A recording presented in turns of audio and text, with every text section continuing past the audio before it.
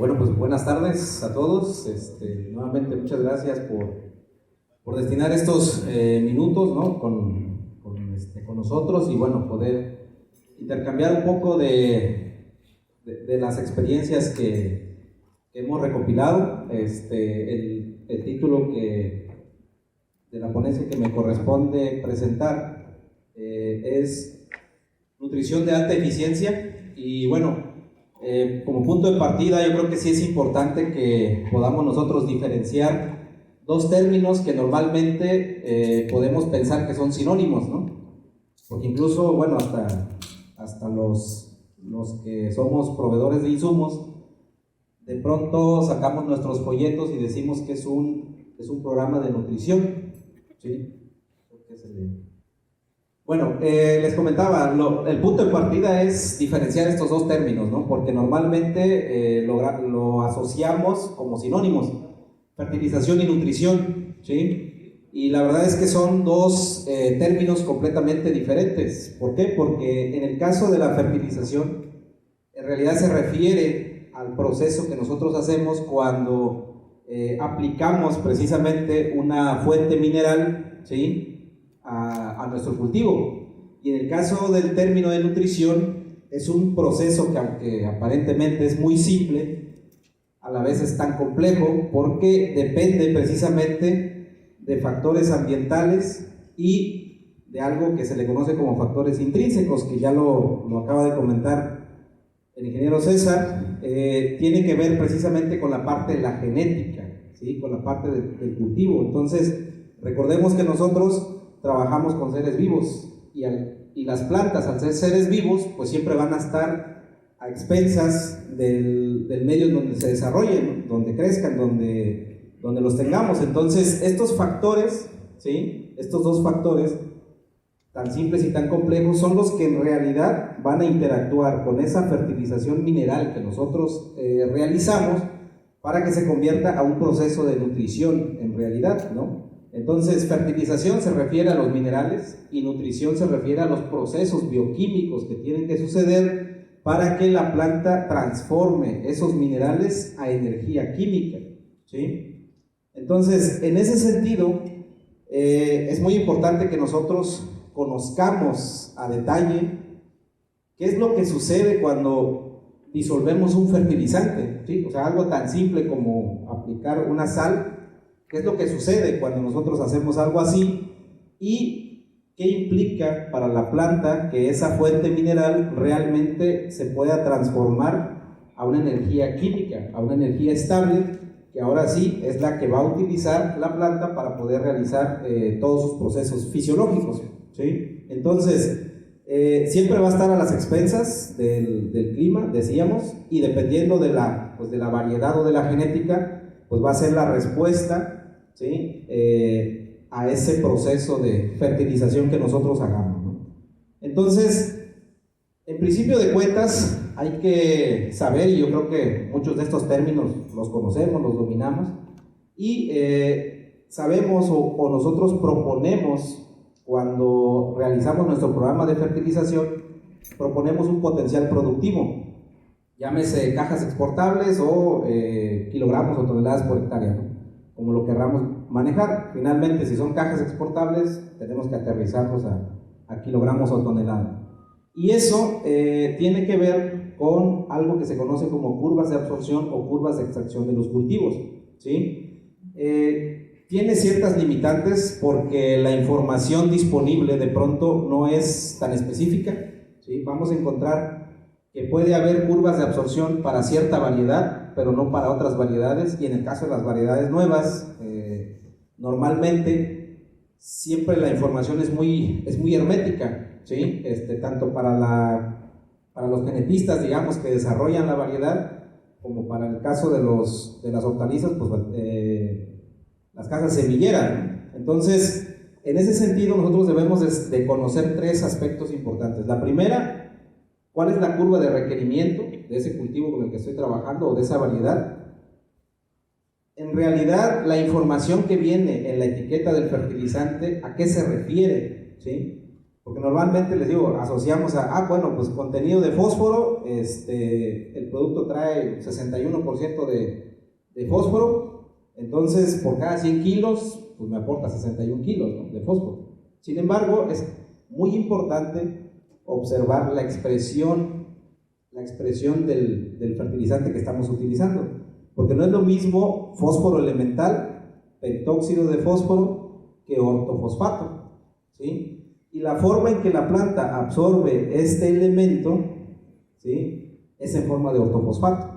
Y seguramente ese término ya lo han escuchado ustedes, ¿no?, porque habemos muchos proveedores, formuladores que decimos, es que mi producto es más eficiente porque trae ortofosfato. Entonces, el término ortofosfato se refiere a este elemento, y de esta forma es como las plantas, digamos, van a absorber en realidad los nutrientes, ¿sí? Entonces, en ese sentido, ¿cómo se presenta la información o cómo podemos nosotros encontrar la información de la literatura? Este es un ejemplo, ¿no?, de la variedad Thompson Seedless. Preguntaba yo hace rato al ingeniero César que si la ha visto en otros lados, y me comentaba que prácticamente nada más se produce en Chile, ¿no? Sacada de esta fuente, ¿sí? Y el INEA, digamos, nos presenta esta información, ¿sí? Esta es una curva de absorción o de extracción de nutrientes. ¿Por qué? Porque nos está mostrando prácticamente, digamos, cómo están distribuidos en porcentaje los macronutrientes para esta variedad en específica, ¿sí? Y en la parte de abajo nos muestra precisamente el acumulado, digamos, desde que, en este caso, desde que inicia la brotación o sale de la invernación hasta la cosecha, cuántas unidades o kilogramos, en este caso, de cada elemento, ¿sí?, requiere esta variedad en específico para lograr un potencial productivo X, en este caso establecido por 1950 cajas por hectárea exportables. Si yo quiero saber cuánto necesito para producir una caja y en función de eso, digamos, saber si es esta curva o es una curva más alta, pues bueno, simplemente es dividir esto entre el número de cajas que se cosecharon, ¿no? Entonces, así vamos a encontrar nosotros los datos cuantitativos, ¿no?, o la cuantificación de cuánto requiere nuestro cultivo. Si se dan cuenta, aquí otra vez el autor lo menciona en forma de pentóxido, no lo menciona en forma de fósforo elemental. Y de pronto en estos temas siempre hay mucha confusión, porque decimos, bueno, yo estoy aplicando 23.9 unidades de fósforo. Y no es lo mismo hablar 23.9 unidades de fósforo que 23.9 unidades de pentóxido, ¿sí? El fósforo elemental es una molécula mucho más pequeña que el pentóxido. Entonces, si esto lo convertimos a fósforo elemental, es mucho menos, es prácticamente una tercera parte nada más, ¿sí? Entonces, bueno, ¿a qué quiero llegar? Lo que necesitamos es tener información, ¿sí?, para poder plantear programas de fertilización que nos ayuden a que la planta se desgaste lo menos posible, para poder canalizar precisamente toda esa energía química que va a producir hacia el potencial productivo que nosotros queremos. Entonces, si lo graficáramos, esa curva de absorción la veríamos de esta manera, ¿sí? Así la veríamos en el tiempo. Y aquí, ¿qué es lo más importante de esta gráfica o de esas líneas que están ahí? Si se dan cuenta, ¿hay alguna línea que no tenga o que no inicie, digamos, donde inician las otras? ¿Hay alguna que inicia a lo mejor como a la mitad o a los 30 días, a los 45 días? No, ¿verdad? Prácticamente todas las líneas empiezan a acumularse desde el primer mes o desde la primera semana o desde el primer día, como se haya determinado, o desde el primer grado de desarrollo, ¿sí?, en este caso. Entonces, otra vez, ¿cuál es la importancia de esta información? Lo que nos dice es que los nutrientes no se absorben solos, ¿sí? O sea, ¿por qué seguimos pensando en que nitrógeno nada más para vegetativo, fósforo nada más para floración y reproductivo, y potasio nada más para llenado y grados Brix? Cuando la naturaleza no es así, ¿no? La misma fisiología de la planta no es así. La planta necesita 14 o 16, o creo que ya van por ahí de los 18 elementos, ¿no? Entonces, claro, en diferente proporción durante todo el ciclo productivo, ¿vale? Entonces, en ese sentido, antes de que esa fertilización se convierta en nutrición, va a tener que librar muchos procesos. Y el primero de ellos es que va a tener que interactuar con la calidad química del agua, que es el que utilizo precisamente como vehículo para fertilizar. Va a interactuar con toda la química, con toda la física, incluso con la biología del suelo, ¿sí? Antes de que ese fertilizante pueda ser absorbido por la planta. Entonces, en ese sentido, nosotros debemos de conocer, y creo que acá en el norte existe más la cultura de hacer análisis de suelo que en el centro y sur del país, ¿sí? Sin embargo, esa información debemos de generar históricos, o sea, nos debe de indicar el comportamiento de nuestros lotes, y precisamente nos va a ir indicando en qué momento debemos ir haciendo los cambios de nuestro programa de fertilización, porque si bien es cierto, el banco de fertilidad es mucho más estable, digamos, que la fase líquida del suelo, ahorita lo vamos a ver. Sin embargo, se cumplen ciclos de 4, ciclos de 5 años, va a depender mucho con qué intensidad, con qué cantidad de fertilizante yo estoy interactuando con ese banco, ¿sí? Y como su nombre lo dice, o sea, es un reservorio, y va a depender de lo que yo le haga la composición de ese reservorio. Entonces, pero son ciclos, por eso llega un momento en el que si tú no modificas tu programa de fertilización, la respuesta fisiológica o fenológica del cultivo es completamente diferente a la de años anteriores. ¿Por qué? Porque llega a ese punto, digamos, donde ya se cumplió el ciclo, y en ese momento hay que hacer una modificación, pero si no la detectamos y no sabemos qué hacer, entonces es otra vez, ¿no? A ensayo y error, a prueba y error, a prueba y error. Ahora le muevo a este, le subo a este, le bajo al otro, ¿no? Entonces, hay información que se puede obtener de los análisis, tanto de los análisis de suelo, tanto de los análisis que podemos hacer in situ en la parcela, y indicadores que nos van a ir diciendo cómo nuestra fertilización está interactuando directamente con el agua y con el suelo, para saber si eso realmente a la planta le va a beneficiar o le va a costar trabajo poder absorber, ¿sale? Entonces, adicional a eso, adicional a la interacción que va a existir entre estos elementos una vez que los disolvamos, va a haber ciertos parámetros que nos van a indicar el riesgo de antagonismo, ¿sí? Todos utilizamos el término de, es que el agua trae nutrientes, o el suelo tiene nutrientes pero están bloqueados, ¿no? Pues, ¿qué los bloquea? ¿Cómo los puedo desbloquear? Y normalmente hay otros dos términos que también confundimos mucho, que es salinidad con sodicidad. No es lo mismo un suelo salino que un suelo salino sódico, ¿sí? El nitrato de potasio, el sulfato de potasio, el nitrato de calcio, el sulfato de magnesio, el nitrato de magnesio, cualquiera, ¿no? Incluyendo los Harvest Mold, todos son sales. Entonces, si yo hablo de salinidad, un suelo salino pues puede contener potasio, puede contener calcio, puede contener magnesio, que no son sales malas, ¿no? Y que no necesariamente las tengo que lavar o las tengo que quitar de ahí para que la planta pueda hacer un buen proceso de absorción. ¿Qué es lo que tengo que hacer? Lo que tengo que hacer es conocer qué riesgo tengo de eso que está en el suelo que pudiera perjudicarme, ¿no? Y cómo debería de plantear mi fertilización para que eso no suceda, ¿sí?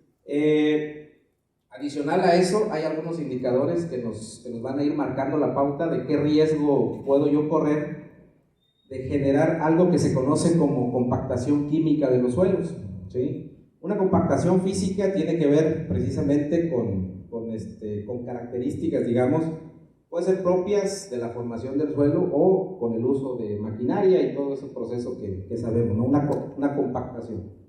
Sin embargo, ¿a qué se refiere compactación química? Que nosotros mismos, con el tipo de fertilización que estamos usando y al no utilizar el banco de fertilidad como un sinergista a nuestro fertilizante, nosotros mismos vamos formando capas de sales insolubles, ¿sí? Entonces, al formar esas capas de sales insolubles, si no le hacemos nada, lo que va a ir perdiendo nuestro suelo es capacidad de filtración.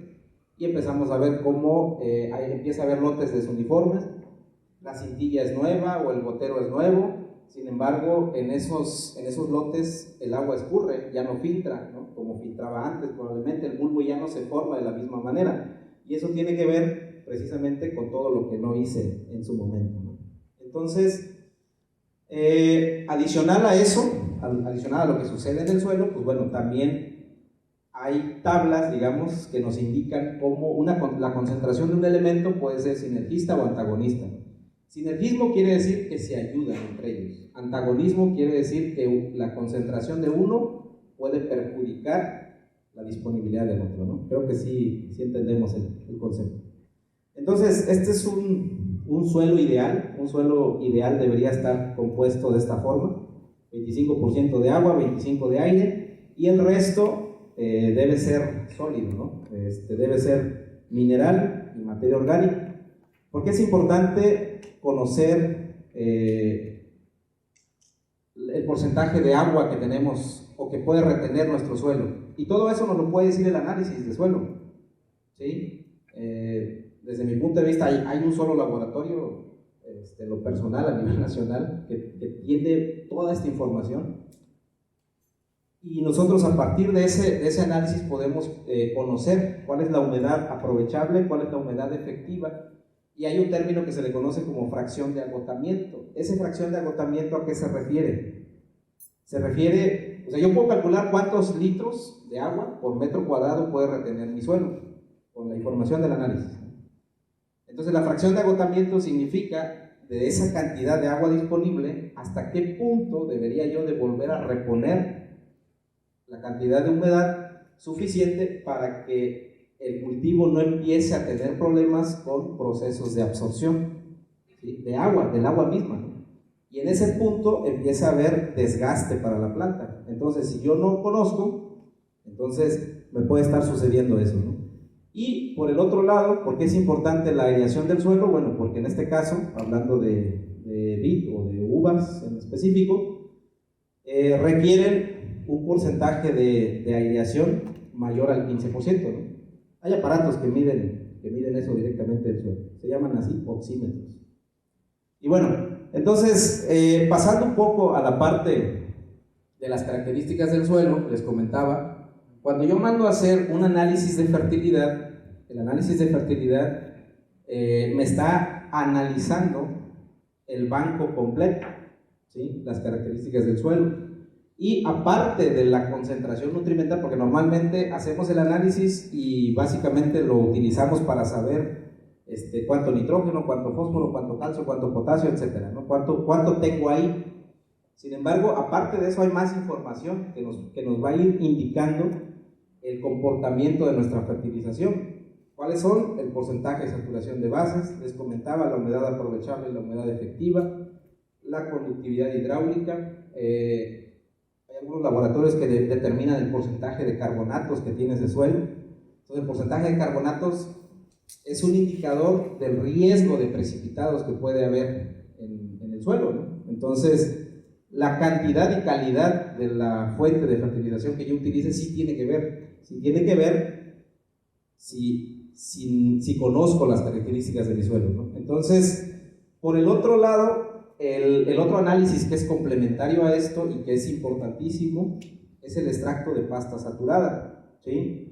Entonces, aquí analizamos el reservorio completo, pero acá lo que nosotros estamos conociendo es cuánto de ese reservorio pasa directamente, ahora sí, a la fase líquida del suelo, o sea, la fracción del agua que debe contener.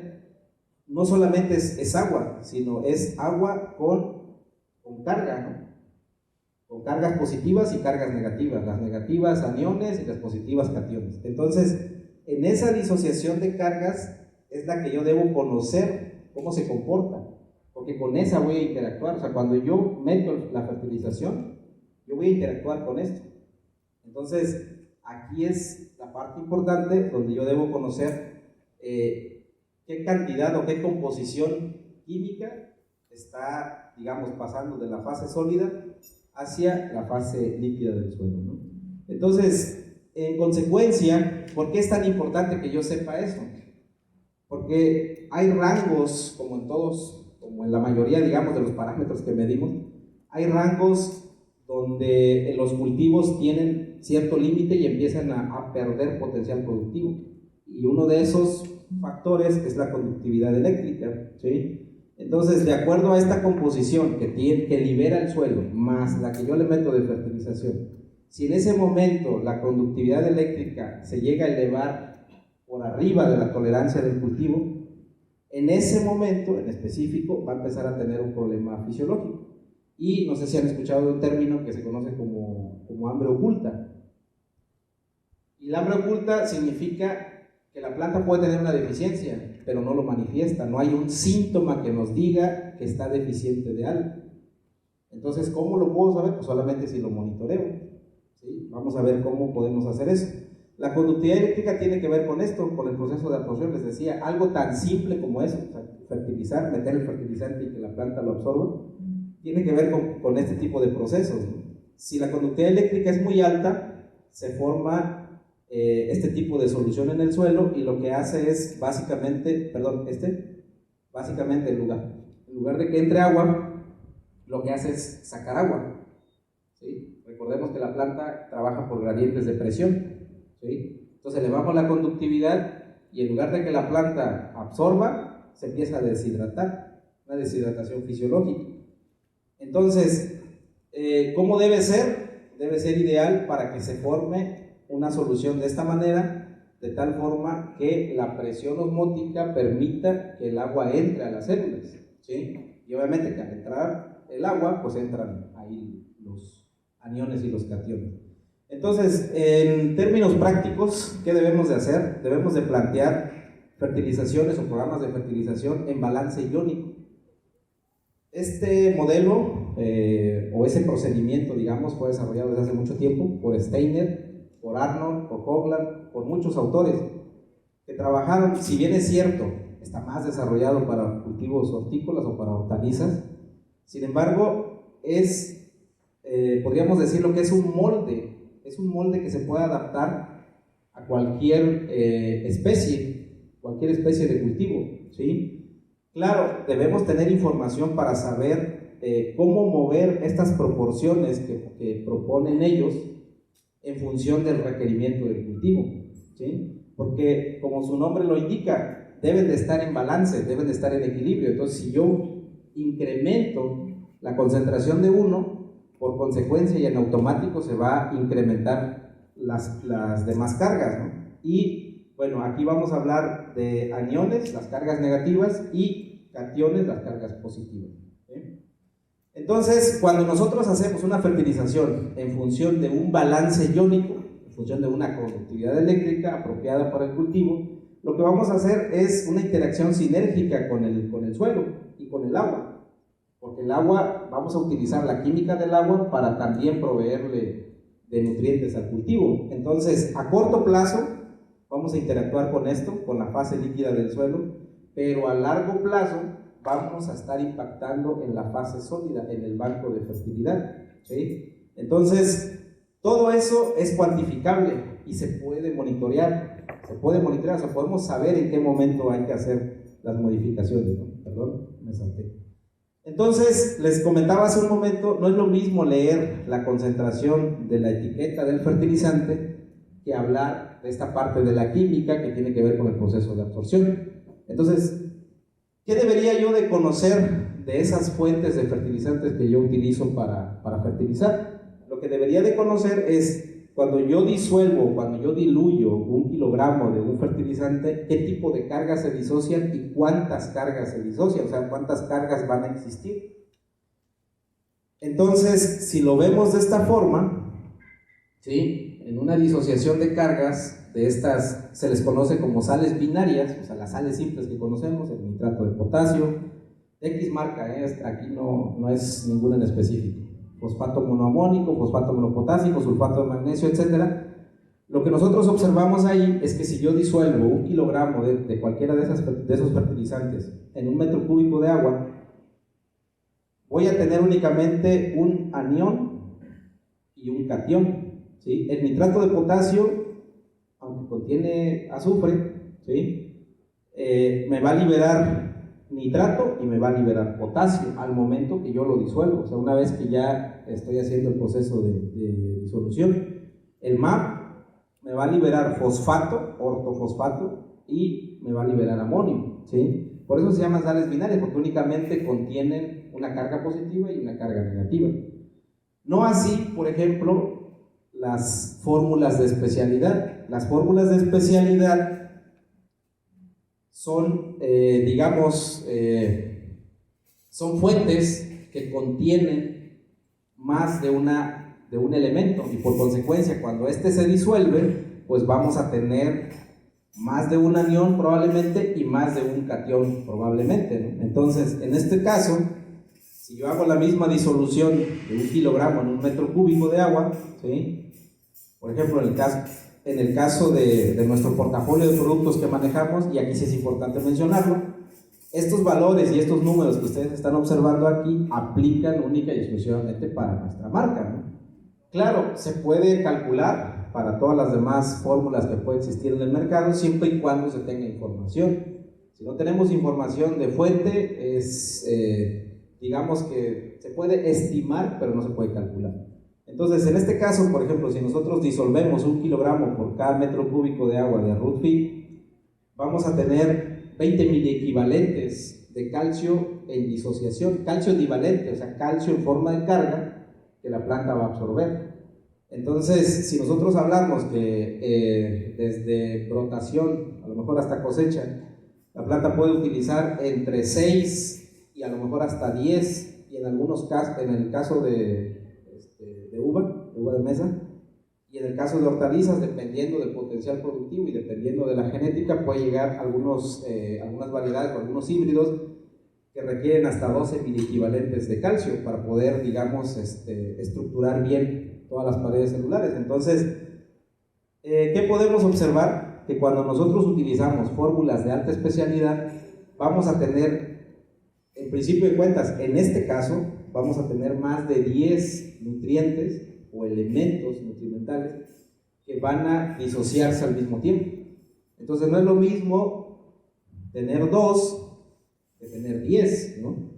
Ahora, no es que se usen todos al mismo tiempo, no se usan todos en la misma cantidad, por eso se llama balance iónico, porque lo que tenemos que hacer es seguir una conductividad eléctrica, no una dosis o una cantidad por hectárea, ¿vale? Entonces, en función de eso y en función de lo que hemos estado revisando en el caso de uva de mesa, hacemos esta propuesta, ¿no?, de disolución de iones. O sea, cómo deberíamos probablemente estar fertilizando nuestro cultivo, pero desde un punto de vista de una conductividad eléctrica, ¿sí? Entonces, 19 cationes disueltos o en disociación significa que yo tengo una conductividad de 1.9. 21 cationes disueltos significa que tengo una conductividad de 2.1, 20 cationes, una conductividad de 2. Lo dividimos en 3 etapas, sin embargo se puede subdividir en etapas X como a ustedes les interese. Sin embargo, ¿cuál es el tema? Como lo vimos hace rato, si la variación de la conductividad eléctrica es muy alta y la cambiamos nosotros de un día para otro, le va a afectar al cultivo. Lo ideal es establecer, pues sí, mínimo 3 etapas a lo mejor, máximo 4 o 5 etapas, donde podamos estar haciendo esas variaciones de conductividad eléctrica. Pero no podemos estar vendiendo hoy una conductividad eléctrica, mañana otra conductividad eléctrica, o esta semana una conductividad, la siguiente semana otra conductividad, porque eso, recuerden del efecto isotónico y hipertónico que sucede, nosotros mismos le estamos generando estrés al cultivo.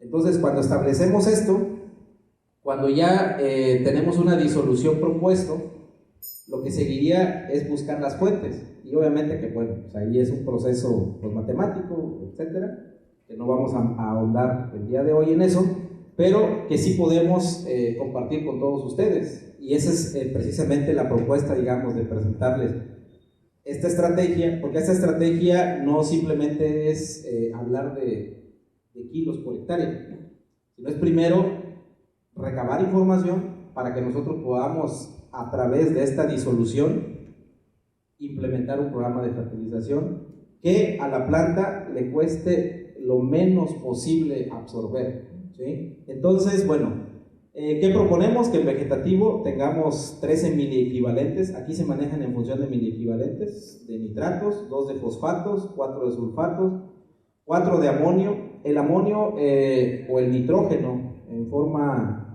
tanto amoniacal como amínica,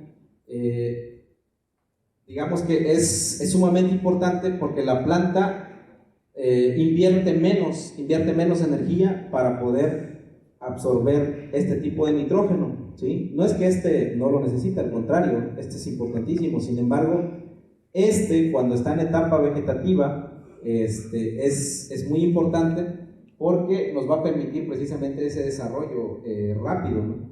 Ahora, algo que se me pasó acá mencionarles es que precisamente en el caso de nuestra línea Harvest More, que es la que manejamos, si se dan cuenta, la diferencia es que nosotros no manejamos fuentes nítricas, nosotros no manejamos nitratos, nosotros manejamos dos fuentes de nitrógeno amínicos, ¿sí?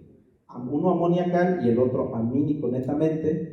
La otra gran ventaja es que este tipo de nitrógeno no genera conductividad, o sea, no tiene carga. No sé si me explico. Entonces, yo puedo tener ahí el nitrógeno disuelto, pero a la hora en que yo mido la conductividad eléctrica con el aparatito, el conductivímetro puede marcar una conductividad mucho más baja de la cantidad de iones que yo tengo ahí disueltos. ¿Por qué? Porque precisamente digamos, no genera carga. Ahora, en términos más prácticos, digámoslo así, no genera salinidad, ¿sí? A diferencia del nitrato. Entonces, bueno y malo, todos finalmente son buenos, pero los necesitamos en diferente proporción, ¿sí? Entonces, de las grandes ventajas que vamos a tener es precisamente eso, que son nitrógenos fácilmente aprovechables por la planta, y la parte más importante es que son completamente estables en el suelo. No es lo mismo aplicar sulfato de amonio, nitrato de amonio, porque ahí perdemos mucho en el proceso de volatilización y de lixiviación, que utilizar nitrógenos amínicos, pero completamente estabilizados para que ese proceso no suceda en el suelo, ¿no? Entonces, bueno, y en el caso de la poscosecha, que sería lo que nos faltaría, digamos, en todo este periodo, desde el inicio o el hinchado de las yemas, digamos, la brotación hasta la cosecha, eso es lo que planteamos aquí. Vegetativo sería prácticamente, digamos, desde brotación hasta floración. Generativo sería de floración hasta prácticamente cuaja, ¿no? Y reproductivo sería prácticamente toda la etapa de desarrollo del fruto, ¿sí? Hasta la cosecha.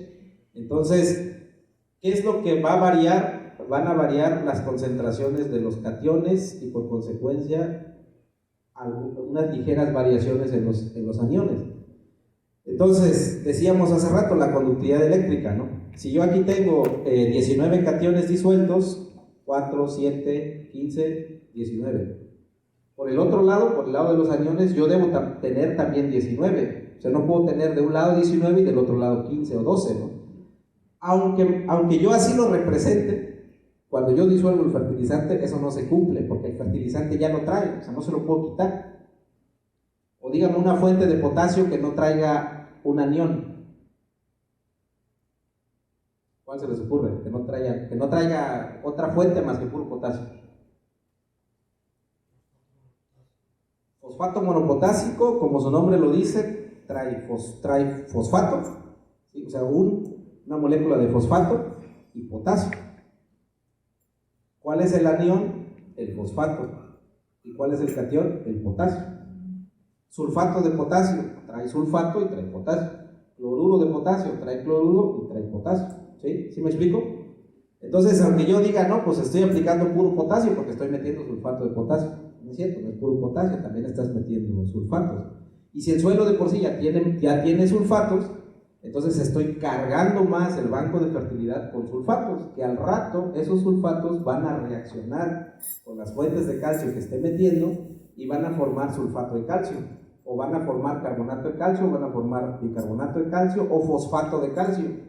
Y en función de lo que yo le siga metiendo a mi suelo, es lo que voy a estar moviendo en ese banco, ¿sí? Entonces, al cabo de un tiempo, voy a tener un reservorio altísimo de sulfato y probablemente también de calcio, porque es una sal insoluble, ¿sí? Por eso, en los recientes estudios que hizo el doctor Castellanos a través del laboratorio de suelos, los suelos del norte, ¿sí?, en su mayoría son alcalinos y en su mayoría tienen altos reservorios de fósforo, o sea, tienen altas cantidades de fósforo.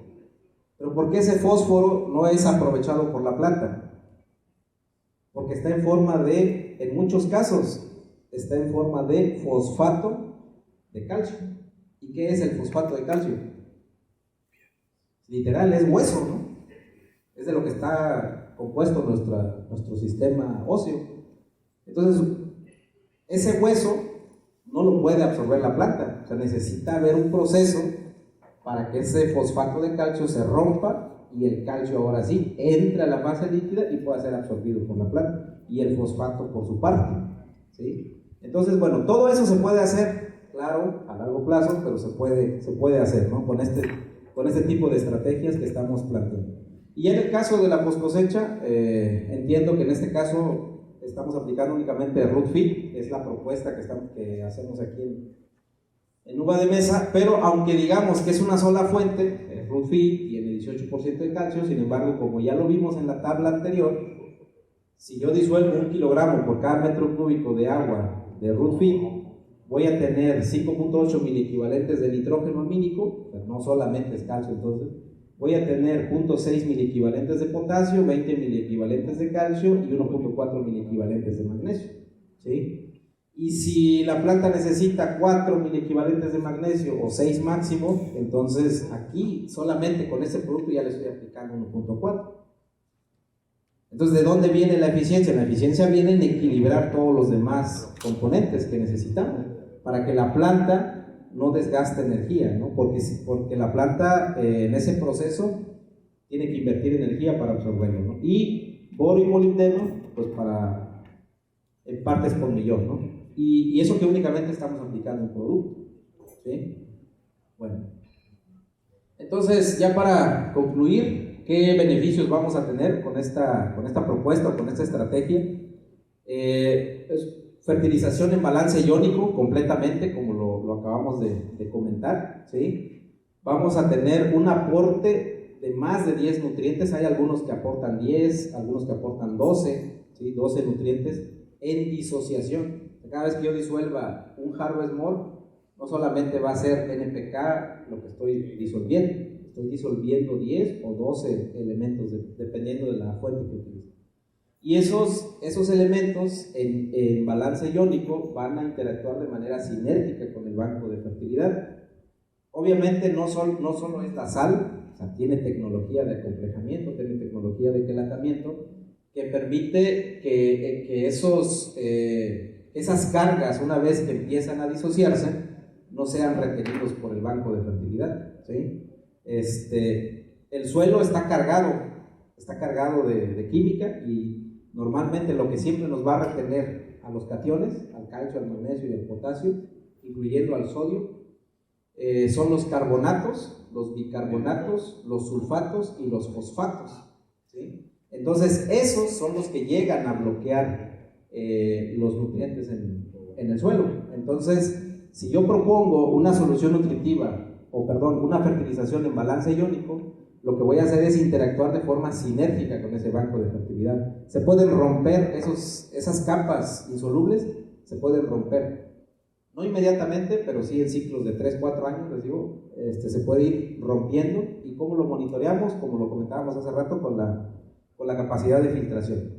Les decía, vamos a tener aporte de nitrógeno amínico de alta eficiencia y sobre todo de alta estabilidad. y por consecuencia va a haber menos desgaste energético en los procesos de absorción y asimilación para la planta. Bueno, ¿y eso cómo lo podemos saber? Pues la única manera es monitorearlo, ¿sí? Y aparte, digamos, de toda esta información que acabamos de comentar de cómo plantear una fertilización en balance iónico, también contamos con equipo de monitoreo, ¿sí? Equipo de monitoreo que no requiere que enviemos la muestra a un laboratorio o que enviemos la muestra y que se tarde una semana, 15 días, 3 semanas a que nos den el resultado. Y cuando ya tenemos la información, pues bueno, finalmente ya hubo otros eventos, ¿no? Si decimos que el clima interviene en el proceso de absorción, entonces lo que yo medí hace 3 semanas o hace un mes o en la etapa fenológica anterior ya no es válido para la etapa siguiente. ¿Por qué? Porque eso me está, digamos que contando la historia de lo que ya pasó, ¿sí? Entonces el análisis de tejido es un complemento a lo que podamos nosotros monitorear a esto, ¿sí? Cuando nosotros mandamos a analizar hoja, es importantísimo porque nos dice precisamente, digamos, todo el ciclo de absorción. Incluso cuando nosotros terminamos la cosecha, deberíamos de mandar a hacer un análisis de reservas, ¿no?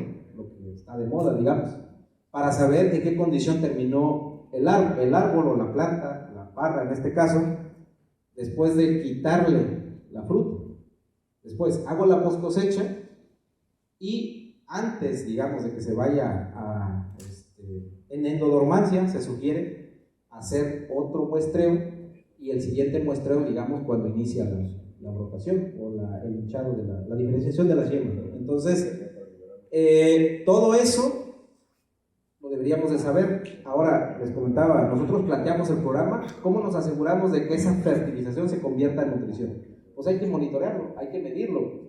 ¿Cuánto de lo que está pasando en el suelo se puede monitorear con esos chupatubos o lisímetros o sondas de succión, como los quieran llamar, como los conozcan? Estos equipos que están aquí no solamente es para medir savia, ¿no? Porque normalmente lo asociamos nada más, eso nada más es para medir savia, los equipos portátiles. No, tienen un sinfín de aplicaciones. O sea, nosotros podemos, el extracto que sacamos de aquí, nosotros lo podemos definir con estos. Hay que hacer algunas conversiones, obviamente, saber cómo interpretarlos y finalmente nosotros poder obtener cuánto de lo que estoy fertilizando, cuánto cae en el gotero de lo que estoy diluyendo allá en mi tanque, cuánto cae en el gotero, cuánto, digamos, regresa y está disponible para la planta, que sería lo que me mide este lisímetro o ese chupatubo. Y finalmente, cuando yo hago el extracto celular de presión, lo que determino es cuánto de eso que estaba libre realmente lo está utilizando la planta para nutrición, y cuánto está transformando. Un indicador muy importante son los grados Brix, la cantidad, no los grados Brix de la fruta, los grados Brix de la savia o del extracto celular. ¿Por qué? Porque recordemos que fotosíntesis es igual a acumulación de azúcares y respiración significa desgaste de esos azúcares.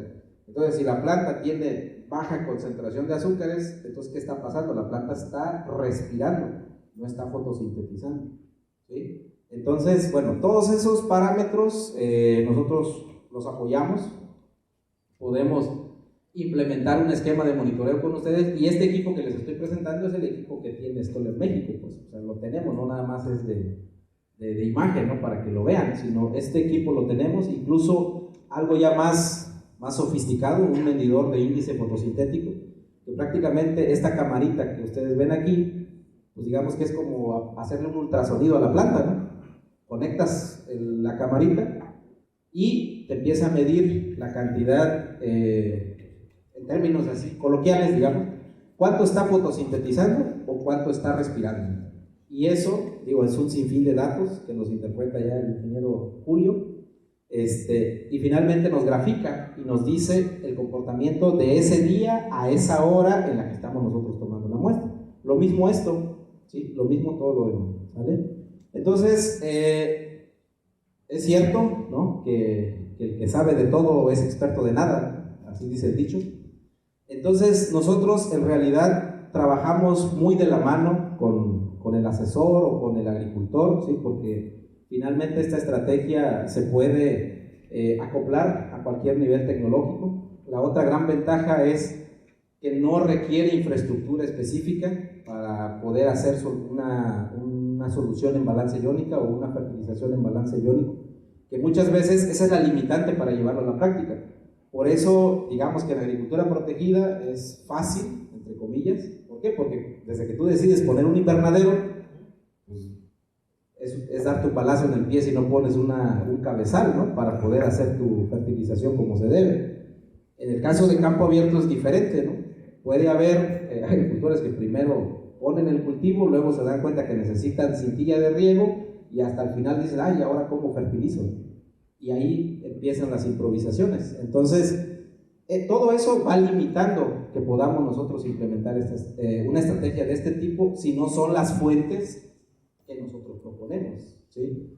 Si lo hacemos de forma correcta, créanme que sí se puede hacer, aunque la infraestructura de fertilización sea baja, pues, o sea mínimo, con un tambo, digamos, que se inyecte directamente al cultivo, se puede hacer una fertilización en balance iónico, ¿no? Entonces trabajamos muy de la mano con los asesores, con el agricultor. Obviamente la propuesta la hacemos nosotros, sin embargo, el que termina afinando bien la propuesta de fertilización en realidad es ahora sí que el que sí sabe del cultivo, el asesor o el técnico o el que vive el cultivo todos los días, y en ese sentido, bueno, intercambiamos precisamente toda esta información, ¿no? Entonces, ¿cómo nos vamos a dar cuenta que está funcionando? Con el esquema de monitoreo, como les comentaba, ¿sí? No solamente es darles la propuesta de fertilización, es implementar un esquema de monitoreo con el equipo que tenemos y con el equipo de trabajo que tenemos también aquí en el territorio, ¿no? Y eso nos va a ir permitiendo precisamente que todos vayamos viendo cómo se va transformando esa fertilización a realmente una nutrición, ¿no? Y pues prácticamente con eso termino mi participación. Muchas gracias.